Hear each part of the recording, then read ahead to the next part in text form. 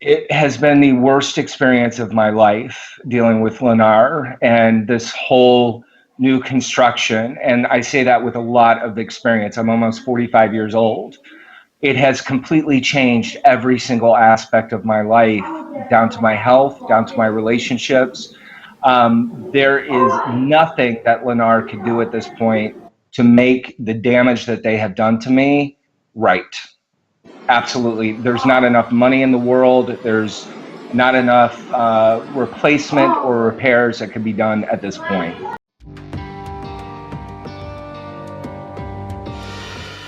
So specifically, I'm only going to talk about the state of Florida, although most states are very similar, is what you have to do before you can even file a lawsuit. So let me back up for a second. If you buy a new car, there are lemon laws in almost every single state. And what that basically means is you can go to the Attorney General if you're not getting resolution, and they have hotlines, they have forms. The Attorney General does everything for you pretty much from a consumer standpoint to resolve the situation.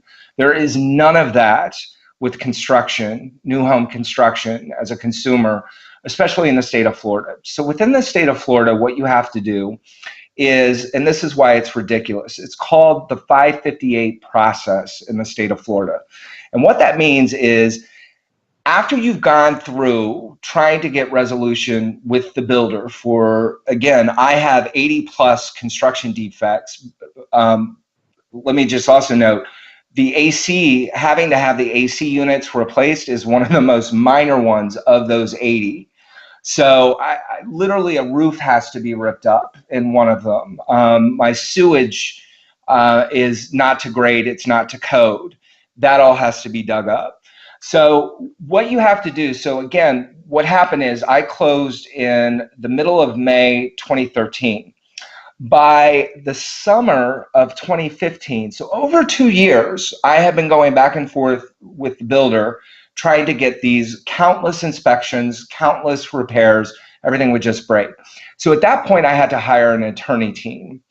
What the attorney team does at that point, and this is the ridiculous part, is you have to, before you can file a lawsuit or a complaint against the builder, you have to go through what's called a 558 process. And what that involves is through an attorney that you have to pay for yourself. You hire this attorney, they list all the issues, they file all the issues in a 558 complaint. It's not a lawsuit yet. Then at that point, the builder is allowed to respond to those. They basically go through and say, okay, we'll repair this, we won't repair that, and then why. And they also have the opportunity, they're granted the opportunity through this process to then come back into the home, do inspections all over again. Why is that ridiculous? Because to get to the 558 process in the state of Florida, you've already done that many, many, many times. In my case, it was well over 2 years just to get to the 558 process. Then you have to start everything all over again.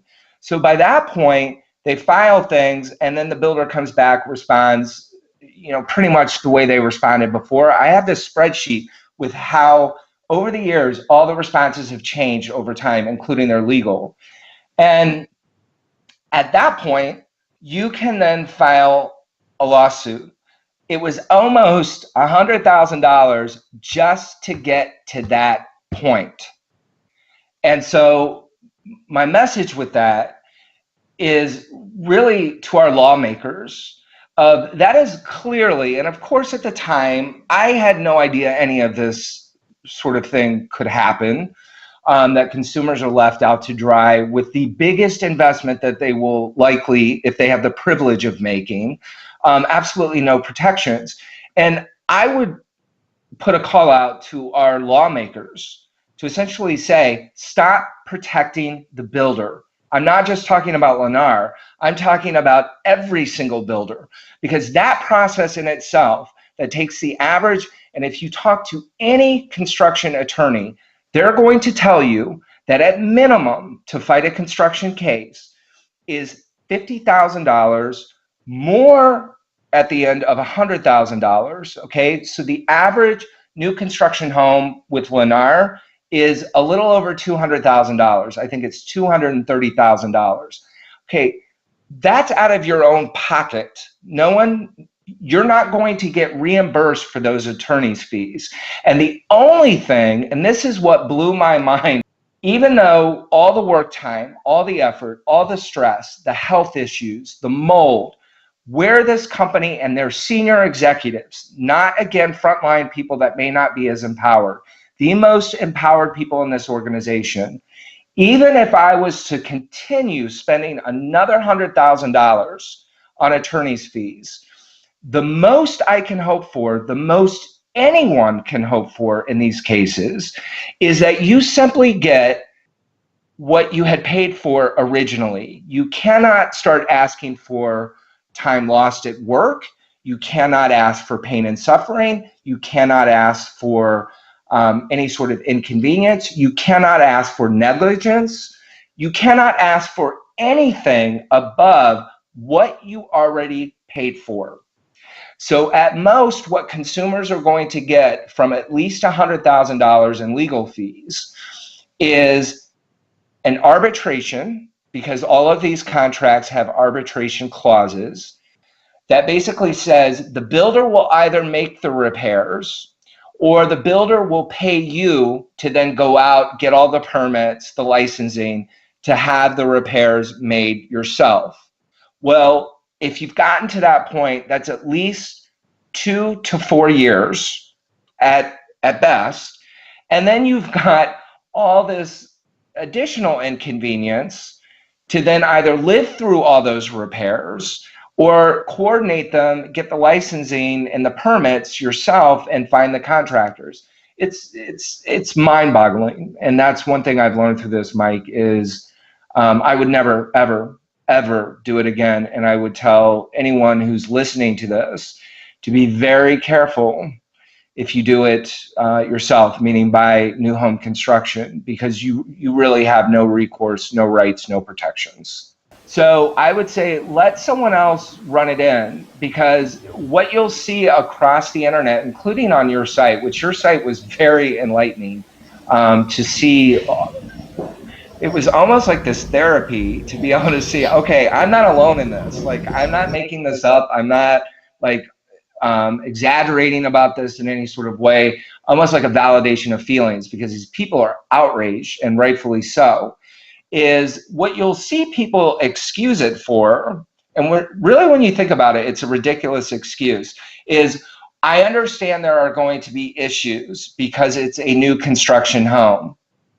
I'm sorry, why should we understand that? If it's a new car and you have more than, even if you have one major issue, it's really going to tick you off.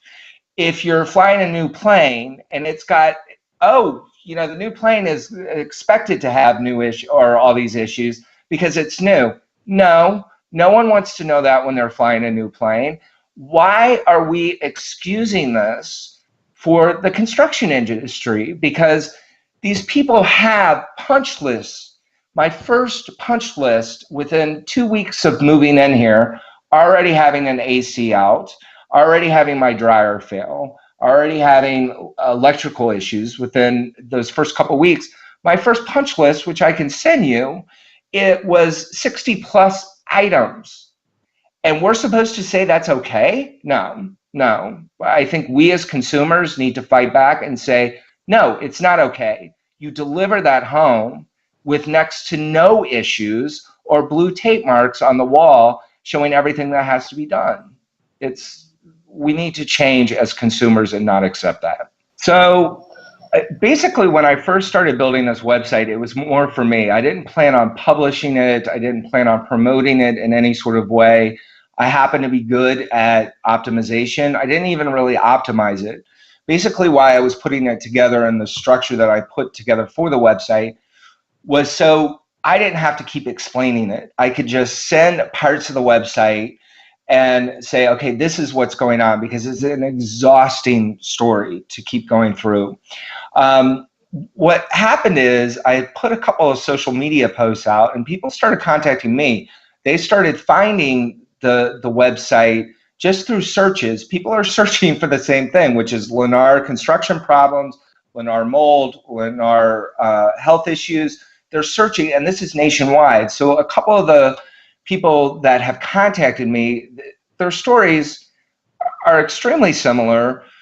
Um, and most of them involve health. I'm going to tell you a real quick summary about the two that stand out to me the most. One of them actually contacted me this past weekend, and it actually broke my heart. So one of them reached out to me on Twitter. So I have like over 15,000 followers on Twitter. So I've got a large audience just on that platform alone. And they reached out to me on Twitter basically saying that she and her family had been in Houston through construction defects, were exposed to toxic mold. Um, the builder ignored them. They eventually got out of the house. They're living somewhere in the Midwest now. But even after they have left the house, their entire family still has extensive health issues as it relates to the mold. That's crushing. That scares me because there's many things going on here that could be causing health issues, but the primary suspect is mold. This past weekend, and mold is something that you will see with as a pattern. AC, mold, and electric insulation are patterns that you see when you search for this builder. A gentleman reached out to me this weekend, and we haven't had a chance. I gave him my phone number. We've kind of been playing phone tag, but we had a couple of emails. And basically, he reached out to me, again, another Texas homeowner. If I remember correctly, it was San Antonio. Sent me a message, said he had found my website. And again, his home, or his son's home, was built in 2013, same as mine. His son bought it in 2015, so 2 years later. Now, last week, they found out the AC is a complete ruin, has to be completely replaced. Okay, so that's anywhere between $7,000 and $15,000 in itself. And the contractor found it was full of mold, and that was the primary reason that it had to be completely replaced. I immediately asked him, I said, he wasn't reaching out to ask about health or anything like this, and I think this is why he might be a little more hesitant to go into it, because I think all of a sudden he may have taken a step back and realized this AC may have caused my son's death. Because I sent an email, a follow-up email that just said, I'm really sorry to hear about this. Do you or your family have any sort of health issues as it relates to the mold? And then he wrote back, and this is the thing that I think consumers are not getting, because again, this builder ignores them. Our politicians are ignoring us. We have no voice in this. The first thing he said is, thank you for caring. Okay, that says a lot. Then he went, and it was a very brief email that said, yes, his son had developed respiratory issues in the home, had then been diagnosed with cancer, and has since died. Whether or not that's related, no one can know at this point. But it's a pattern. It's a pattern, and I think someone needs to step up and say it's a pattern that we need to look into. It's a pattern that we need to protect people from. If I was one little incident, I would say, okay, that's probably too much. But if I've learned anything through this, it is a pattern. And it's not just in the state of Florida, it's in Texas, it's in California. This builder alone in Northern California built on land that was tested for, used for nuclear testing by the Navy. They started remediating, and it is very connected to politicians in the California area, which I will not name names, but if you look into it, it's extremely connected through relatives and politicians. Similar to here, this land was never remediated, and it had a 35-year-old Westinghouse factory, and the EPA, the DEP has said it was never remediated. And they did nuclear steam generator testing and nuclear steam generator parts for nuclear submarines and power plants. So this place in Northern California, even more contaminated. They went through this remediation process through a super fund. So they're paid, all of this is paid, and the soil samples were found to be falsified. So as they start building out little parts of this community, I believe it's called Treasure Island in San Francisco, or right outside of San Francisco, and it's very political right now. As they're building and supposedly cleaning parts of this land, they're also building apartments, townhomes, and condos on this land and moving people in while they supposedly remediate other parts of this land. Well, what it has been found is that people who were moving into this development were getting sick. They were getting radiation poisoning. They were developing lung tumors, diseases, increased risk of or instances of breast cancer. So now they're moving these people out. But still, Lennar is fighting to keep building there. They're still planning on building there. And it comes down to, we nationally, I have reached out to my representatives. I have all the letters. I haven't posted all of them. And they've all said, it's a legal matter. We can't do anything about it. Why? No, you can. Start looking into these builders, hold them accountable. Don't let consumers think that a laundry list, once they move into a new construction home, is okay, and then leave them to themselves to fight with this multi-billion-dollar company that is impacting countless lives.